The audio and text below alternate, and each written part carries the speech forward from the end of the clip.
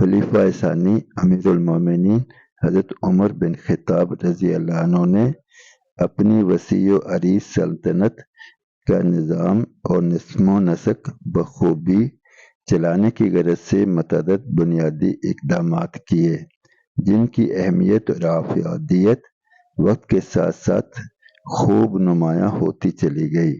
مثلاً ہجری سال کے کیلنڈر کا آغاز۔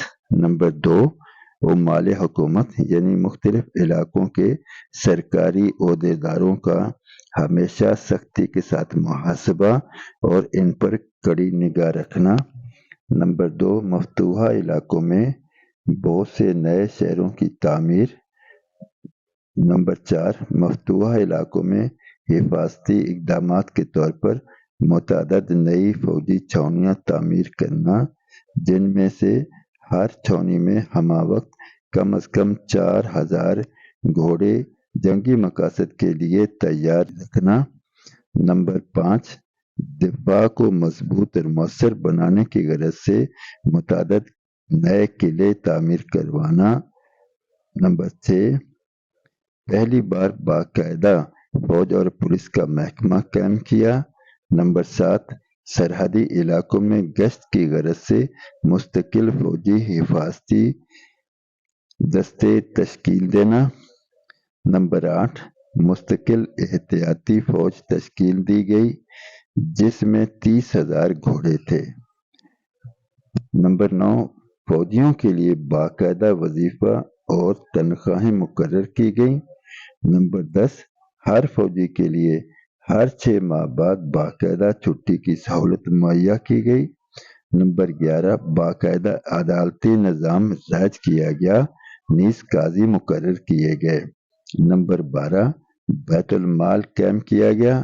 نمبر 13، رقبوں اور سڑکوں کی پیمائش کا انتظام کیا گیا۔ نمبر 13، مردم شماری کی گئی۔ نمبر 15، کاشتکاری کا نظام قائم کیا گیا۔ اس مقصد کے لیے متعدد نہریں کھدوائی گئیں۔ ملک کے طول و عرض میں آبپاشی کے نظام کو بہتر بنایا گیا۔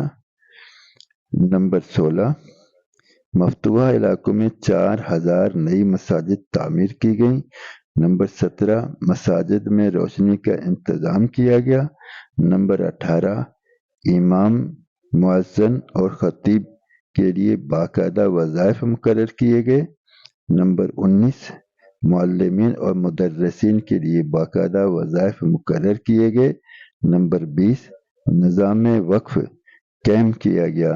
نمبر 21، غلہ اور اناج اور دیگر غذائی اجناس کی حفاظت کی غرض سے ملک کے طول و عرض میں متعدد بڑے بڑے گودام تیار کیے گئے۔ نمبر 22، اسلامی ریاست کا باقاعدہ سکہ جاری کیا گیا۔ ملکی نظم و نسق سے متعلق ان شاندار کارناموں، بے مثال خدمات اور یادگار اقدامات کے علاوہ مزید یہ: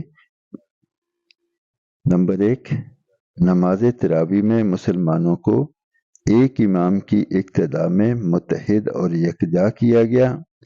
تاریخ اسلام میں پہلی بار امیر المومنین کا لقب استعمال کیا گیا، جبکہ اس سے قبل خلیفہ اول حضرت ابوبکر صدیق رضی اللہ عنہ کے لیے خلیفۃ الرسول اللہ یعنی اللہ رب العزت کے رسول پاک کے خلیفہ کا لقب استعمال کیا جاتا تھا، اور پھر خلیفہ اول کے بعد جب حضرت عمر بن خطاب رضی اللہ عنہ نے خلافت کا منصب سنبھالا تو ابتدا میں انہیں خلیفۃ الرسول اللہ کہا گیا، یعنی رسول اللہ صلی اللہ علیہ وآلہ وسلم کے خلیفہ۔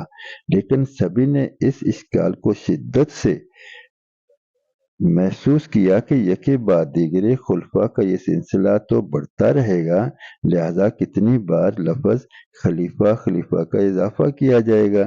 چنانچہ غور و فکر کے بعد خلیفہ کی بجائے پہلی بار حضرت عمر بن خطاب رضی اللہ عنہ کے لیے امیر المومنین کا لقب استعمال کیا گیا، اور پھر بعد میں آنے والے خلفاء کے لیے بھی یہی لقب استعمال کیا جاتا رہا۔